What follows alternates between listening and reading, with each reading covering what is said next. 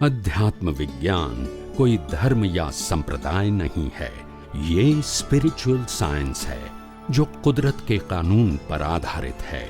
ये विज्ञान पूरे ब्रह्मांड के सभी रहस्यों को उजागर करता है और जीवन के सभी पहलुओं को समझने के लिए एक नई दृष्टि देता है।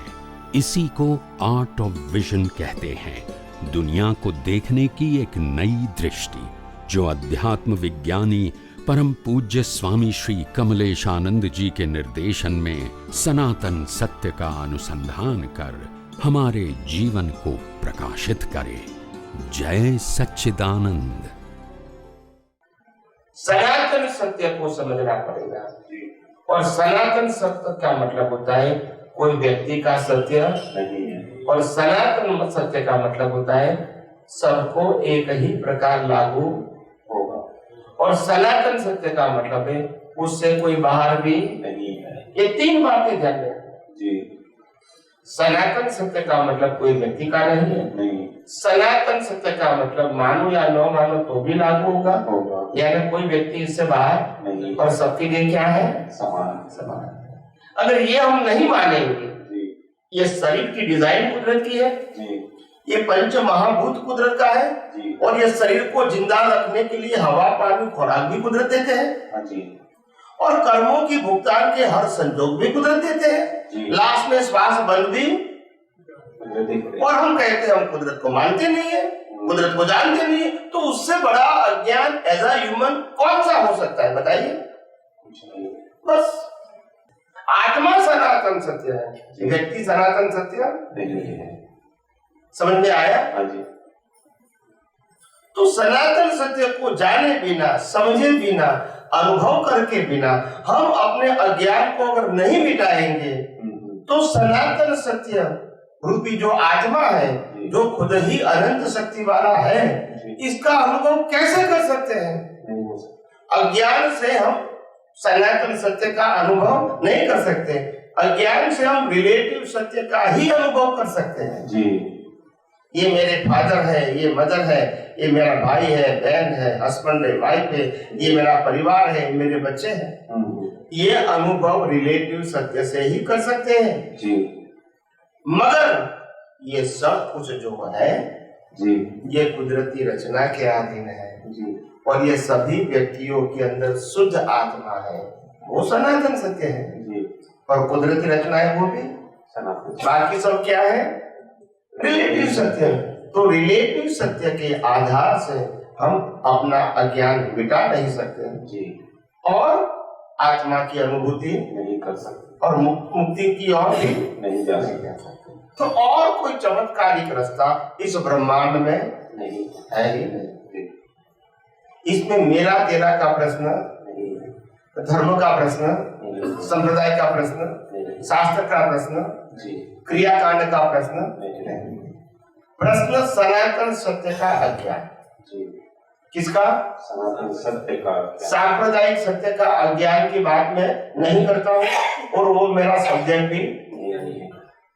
मेरा सब्जेक्ट है सनातन सत्य, जो था, है और रहेगा, और सबके लिए माने या माने, फिर भी उनके लिए सनातन सत्य वही रहेगा।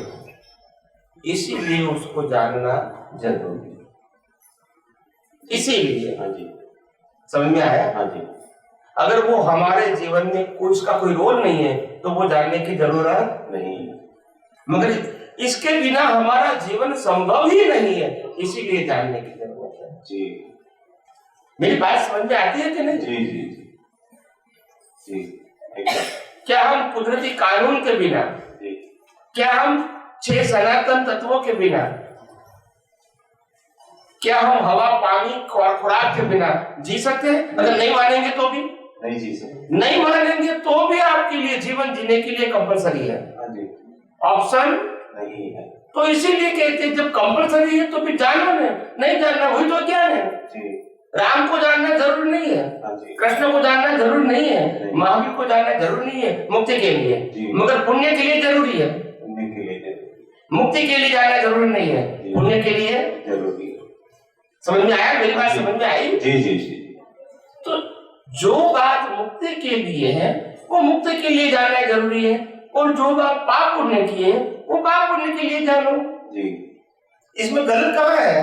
कोई गलत। अगर मेरे को साइंटिस्ट बनना है तो आर्ट्स कॉमर्स में नहीं जाऊंगा मैं, बोलते नहीं है। मतलब मैं कॉलेज गलत है ऐसा नहीं कहता हूँ, और फिर भी मैं ग्रेजुएट होकर लाखों रुपया कमाऊंगा आर्ट्स कॉमर्स में जाने के नहीं जाने के बाद भी, बोलते नहीं है। कमा सकते, यस और नो? हाँ जी।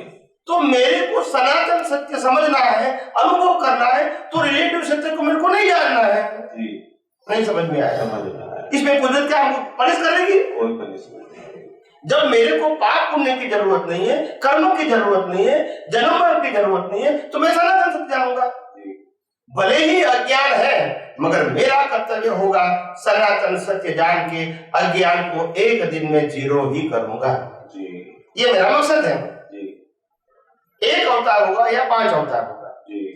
मेरा मकसद अज्ञान को जीरो करना है जी। और अगर अज्ञान नहीं रहेगा तो रागद्वेष होगा नहीं, तो फिर कर्ता भाव मालिकी भाव होगा नहीं, तो फिर कर्म बनेगा नहीं, तो फिर जन्म मरण होगा नहीं, तो उससे मुक्ति का अलग रास्ता कौन सा हो सकता है? नहीं हो सकता। बस समझ में आया कि हाँ जी, हाँ जी। इसमें कोई व्यक्ति विशेष, कोई संप्रदाय विशेष, कोई धर्म विशेष, कोई क्रियाकांड विशेष, कोई मंदिर या मंत्र विशेष हम बात नहीं करते हैं और जरूरी भी नहीं। जिसको पाप पुण्य की बात और प्रायश्चित की बात करनी है उनके लिए सही है, वो गलत भी, और जिसको मुक्ति के मार्ग में आगे बढ़ना है उनके लिए जरूरी भी नहीं है। तो सब्जेक्ट टू है, क्या है सब्जेक्ट। आप समझे? हाँ जी। अगर आपको शादी करना है तो संसार कैसे जीवन जीना है आपको समझना पड़ेगा, और नहीं समझोगे तो संघर्ष करना पड़ेगा। और अगर आपको शादी नहीं करना है तो उसके बारे में सोचने की जरूरत नहीं है, तो उसमें गलती कहाँ है? बोलते नहीं है। समझ में आया कि नहीं? जी जी जी। तो ये आपके पसंदीदगी के ऊपर आधारित है, आपको क्या करना है, क्या पाना है, या तो क्या अनुभव करना है जी। उसी रास्ते पर जाना है। सही। जब आप कहते हैं मेरे को भारत से बाहर जाना ही नहीं है जी। तो फिर आपको पासपोर्ट की जरूरत नहीं है, वीजा की जरूरत नहीं है, बोलते नहीं है। नहीं फिर आप पासपोर्ट क्यों निकाल, फिर जाना ही नहीं है तो फिर इसमें गलती है? नहीं है। और कोई कहता है मेरे को जाना है तो पासपोर्ट निकालना ही पड़ेगा, और कोई ऑप्शन, वीजा लेना ही पड़ेगा, टिकट लेना ही पड़ेगा, प्लेन में बैठना ही पड़ेगा, और कोई ऑप्शन है? तो आप नक्की करो कि आपको क्या करना है। जो आपको करना है उससे अलग रास्ता है, वो आपके लिए काम का नहीं है। समझ में आया? मगर वो गलत भी नहीं है। जिसको वो रास्ते पर जाना है उसको ये वो रास्ता सही है, जिसको ये रास्ते पर जाना है उनके लिए ये रास्ता सही है। आप तय करो आपको कौन से रास्ते पर चलना है। रास्ता गलत नहीं हो सकता है, समझ में आ रहा है? रास्ता कभी गलत नहीं हो सकता है, मगर रास्ते पर चलने वाले का अगर ये गलत होता है तो वो रास्ते को गलत बोलते हैं। नहीं समझ में आया? समझ आया। अगर ये मंदिर है और मंदिर ये पूजा पाठ का स्थान है और लोग यहाँ भक्ति करते हैं, प्रार्थना करते हैं, भावना करते हैं और धार्मिक कथा प्रवचन और भक्ति संगीत करते हैं, तो ये जगह है जहाँ ये लोग करते हैं। अभी 5-25 साल के बाद ये मूर्ति जो भी है उसको निकाल दिया गया संजोग के बस, ठीक है, और यहाँ दारू का पीठा बना दिया, तो लोग क्या कहेंगे? ये स्थान है गलत है। स्थान गलत है कि स्थान का उपयोग करने वाला गलत है? मगर लोग क्या कहेंगे? उस स्थान पे मत जाओ, वो स्थान गलत है। ये बात सही नहीं, स्थान का उपयोग गलत है, स्थान कभी गलत, इसीलिए रास्ता कभी गलत। आपको क्या करना चाहिए वो आप सोचो, उस रास्ते पर चलो, फिर दूसरे रास्ते को देखने की जरूरत है। समझ में आया कि नहीं? शरीर तो यही रहेगा और संजोग भी यही रहेगा। हमको तय करना है कि ये मन वचन काया और मन वचन काया के साथ जुड़े हुए सभी प्रकार के संजोग को मेरा है, मैंने किया है, आपका है, आपने किया है, क्या वो मैं ये ज्ञान के लेकर जीवन जीना है, या मेरा मन वचन काया, आपका मन वचन काया, या सभी व्यक्तियों का मन वचन काया की अवस्था मात्र कुदरती रहता है, वो देखना है, वो आप तय करो। एक से संसार है और दूसरे से संसार की समाप्ति है। अभी आपको तय करना है कौन से रास्ते पर जाना है। दोनों में से एक भी रास्ता गलत, पसंद की आपकी है। समझ में आया है कि नहीं? बस इसमें गलत सही की बात नहीं है। अगर आपको मुक्ति के मार्ग में जाना है तो संसार के मार्ग में जाने की जरूरत नहीं है, और अगर आपको संसार ही अच्छा बनाना है तो मुक्ति के मार्ग की जरूरत नहीं है। तो वहां भी आप गलत नहीं है, आपकी पसंद की है। समझ में आया? और इसीलिए दुनिया में कोई गलत है कोई सही है, वो वास्तव में बात सही नहीं है। हमारी पसंदगी के मुताबिक ये है। हमको कौन सी ओर जाना है उस ओर देखना है। जो जगह पे नहीं जाना है उस जगह की जानकारी जरूरी नहीं है। फिर उसकी जानकारी कौन रखता है ये हमारा विषय है। मेरी बात समझ में आई क्या? हाँ जी, हाँ जी। ये बात सिद्धांत जी के गोल गोल है। नहीं, सिद्धांत के। और आज तक हमने कभी सिद्धांतों को समझने की कोशिश ही नहीं कहा। सभी धार्मिक बातों से हम बाहर ही नहीं आए, उससे ऊपर ही नहीं उठे। और धर्म की बातें कैसी होती है? सभी धर्मों में अलग अलग होती है। एक राम की कहानी कहेगा, एक कृष्ण की बातें करेगा, एक महावीर की बात करेगा, एक शिव की बात करेगा, एक स्वामीनारायण की बात करेगा, और कोई अन्य धर्म की बात करेगा। तो इसमें सनातन सत्य कहाँ आएगा वो बताइए। और आप तो कंफ्यूज रहोगे। जहां भी जाओगे राम वाला राम की बात करेगा, कृष्ण वाला कृष्ण की बात करेगा, महावीर वाला महावीर की बात करेगा, और आप कहेंगे कि कौन सी बात सच है कौन सी झूठी है। आप कैसे तर्क कर पाओगे? बताइए मेरे को। कर पाओगे? नहीं है। वहां जाओगे तो ये सही लगेगा, यहाँ आओगे तो ये सही लगेगा, वहां जाओगे तो ये सही लगेगा। और सभी लोग जो बताएंगे यही बताएंगे ना कि हमारे यहाँ ही सब कुछ यही बताएंगे ना। कंफ्यूज कौन हो गए? आप हो गए, क्योंकि आपको मालूम नहीं है कि हमको कौन से रास्ते जाना है। ये पाप पुण्य और प्रायश्चित के रास्ते पर जाना है या सनातन सत्य के रास्ते पर जाना है, वो आप तय करो। रास्ता कोई गलत नहीं। हमको पाप पुण्य के रास्ते को भी जाना है और मुक्ति के भी जाना है, तो फिर आप कंफ्यूज हो। यस और नो? आप कंफ्यूज हो। इसका मतलब ये नहीं है कि आप धार्मिक रास्ता, बस आप धार्मिक, आप आप जिस कुल में पैदा हुए हैं वो कुल धर्म ये शरीर पालन कर रही है। जैसे आप कृष्ण वैष्णव धर्म में पैदा हुए तो आप वैष्णव हो गए, तो आप कृष्ण भगवान को आपका शरीर कृष्ण भगवान को मानता है, कृष्ण भगवान की पूजा करता है, कृष्ण भगवान का मंदिर में मंत्र बोलता है, कृष्ण भगवान की आरती करता है। तो ये विज्ञान जान के ये क्रिया में कोई फर्क नहीं बनेगा। आप समझे? ये विज्ञान जाना और मुक्ति पाने के लिए आपने तय कर दिया, फिर भी ये क्रिया वही की वही रहेगी। मगर पहले ये क्रिया को आप पाप और पुण्य का पुरुषार्थ मानते थे, अभी ये क्रिया को आप कुदरती रखना देखो। समझ में नहीं आया? बस इसमें क्रिया को चालू बंद करने का सवाल नहीं है। दृष्टि बदलनी है। अभी आप समझ गए। दृष्टि बदलना, आर्ट ऑफ विजन। यहाँ आर्ट ऑफ एक्शन की बात नहीं होती है। आपकी दृष्टि क्या होनी चाहिए? जैसी दृष्टि वैसी सृष्टि। आप समझे? अगर मैं सभी जीवों के अंदर परमात्मा देखना चाहता हूँ तो मैं देख सकता हूँ। दृष्टि मेरी होनी चाहिए। परमात्मा तो है मगर दृष्टि नहीं है तो नहीं देख पाऊंगा। मेरे को भगवान देखने के लिए मंदिर में ही जाना पड़ेगा, मगर मेरे पास दृष्टि से कि आत्मा ही परमात्मा है और वो आत्मा सबके अंदर है, तो मैं कोई भी शरीर के अंदर भगवान को देख सकता हूँ। ये मेरी दृष्टि की बात है। और बाहर में जो भगवान को मानता हूँ राम कृष्ण, वो तो शरीर का सब्जेक्ट है, वो तो लेकर आया है तो जाएगा ही। मगर पहले मैं शरीर के धर्म को मेरा धर्म मानता था और इसीलिए मैं उसको पुण्य का पुरुषार्थ मानता था। अभी मेरे को समझ में आ गया कि शरीर का धर्म तो मेरा धर्म नहीं, शरीर का तो जन्म जीवन मृत्यु और कर्मों की भुगतान का साधन है। जैसे कर्म खत्म हो जाएगा तो साधन को जला दिया जाएगा, मगर मैं जलने वाला। अगर मैं जलूंगा तो फिर पुनर्जन्म किसका होगा? जी तो जलने वाला मैं नहीं हूँ और मैं कभी जलता नहीं ये दोनों बातें हमको लक्ष्य में रखनी पड़ेगी, गोल गोल बातें नहीं चलेगी।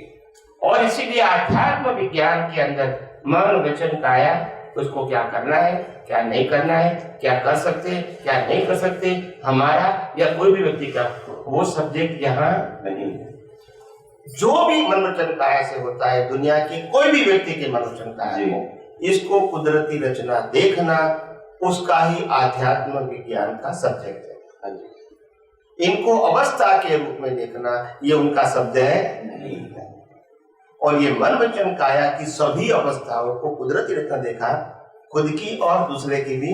जी तो फिर मैं क्या हूँ? तो मैं मन वचन काया से मुक्त ऐसा चेतन अविनाशी और अनंत शक्ति वाला शुद्ध बस। इसमें छोड़ने की, बदलने की, त्याग करने की, भूल करने की, सुधारने का ये शब्द नहीं रहेगा। और प्रकृति में जो कुछ लाया है वो तो होता ही रहेगा। जी समझ में आया? हाँ जी हाँ कितना सहज सरल और सुगम रास्ता है। इसमें कोई जगह ऐसी है कि ये बात नहीं समझ में आती है, ये बात बहुत भारी है, ये बात डिफिकल्ट है, ऐसा कुछ है नहीं। इसको त्याग करना है, इसको ग्रहण करना है, वो बात है नहीं। इसको सुधारना है, इसको बदलना है, वो भी बात है नहीं ये अच्छा है, ये बुरा है, वो भी सब्जेक्ट है ही नहीं। सभी प्रकार के द्वंद्व से मुक्त आध्यात्म विज्ञान सभी प्रकार के द्वंद्व से मुक्त है और इसीलिए अच्छा बुरा, सुख दुख, पाप पुण्य ये सब द्वंद्व यहाँ नहीं है।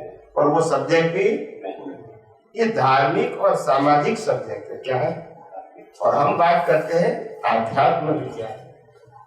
तो सामाजिक और धार्मिक सब्जेक्ट नहीं है, वो आध्यात्म विज्ञान वो सनातन सत्य के ऊपर आधारित है, कुदरती कानून के ऊपर आधारित है, सनातन तत्वों के ऊपर आधारित है, वो रिलेटिव सत्य के ऊपर आधारित नहीं। और इसलिए वो हमारा सब्जेक्ट भी समझ में आया कि नहीं? पिछले 2-3 दिन से यहाँ आध्यात्म विज्ञान सनातन धर्म और हिंदू फिलोसॉफी के ऊपर सत्संग चल रहा है। जो लोग यहाँ प्रत्यक्ष रूप से आते हैं, सुनते हैं, ये उनका सद्भाग्य है। जो लोग प्रत्यक्ष नहीं तो परोक्ष रूप से सुनते हैं जूम के माध्यम से, ये भी उनका सद्भाग्य है। और जो लोग जूम के बाद यूट्यूब में सुनते हैं तो ये भी उनका एक सद्भाग्य है। कैसे भी करके ये सनातन सत्य का विज्ञान सुनने को मिलना ये एक कलयुग के अंदर एक बहुत बड़ी उपलब्धि है।